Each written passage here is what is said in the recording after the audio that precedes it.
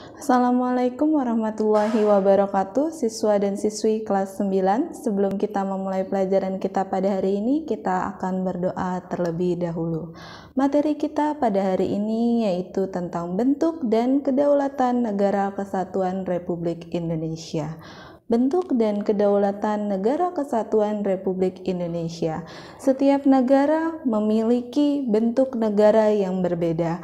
Begitu pula dengan kedaulatan negara. Karakteristik tersebut antara lain dipengaruhi oleh unsur kesejahteraan dan kebudayaan masyarakat setempat.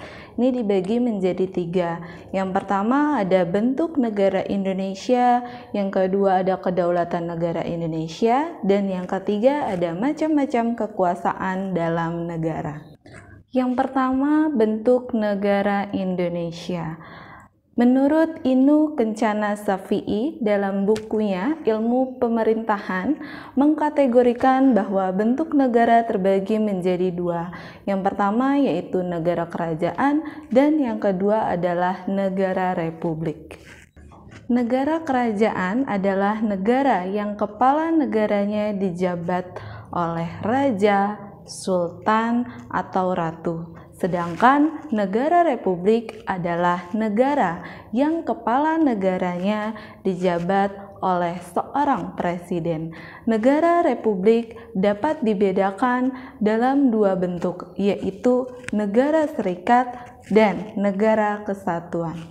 Keterangan bahwa negara Indonesia berbentuk republik dapat dilihat dalam ketentuan pasal 1 ayat 1 Undang-Undang Dasar Negara Republik Indonesia tahun 1945 yang berbunyi, negara Indonesia ialah negara kesatuan yang berbentuk republik. Isi pasal tersebut menunjukkan bahwa bentuk negara Indonesia ialah republik dengan bentuk susunan negara kesatuan. Kedaulatan negara Indonesia. Teori tentang kedaulatan negara dibagi menjadi 5. Yang pertama ada teori kedaulatan Tuhan, yang kedua ada teori kedaulatan raja, yang ketiga ada teori kedaulatan negara, yang keempat ada teori kedaulatan hukum, dan yang kelima ada teori kedaulatan rakyat. Indonesia adalah negara yang berdaulat, dengan kedaulatan berada di tangan rakyat.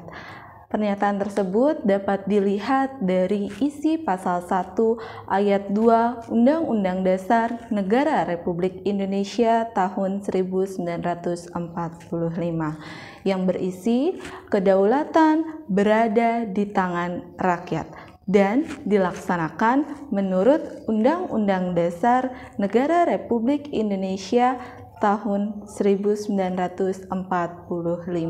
Pendapat lain menyatakan bahwa kedaulatan rakyat Indonesia juga menganut kedaulatan hukum. Pernyataan tersebut dapat dilihat dari pelaksanaan kedaulatan yang harus sesuai dengan Undang-Undang Dasar.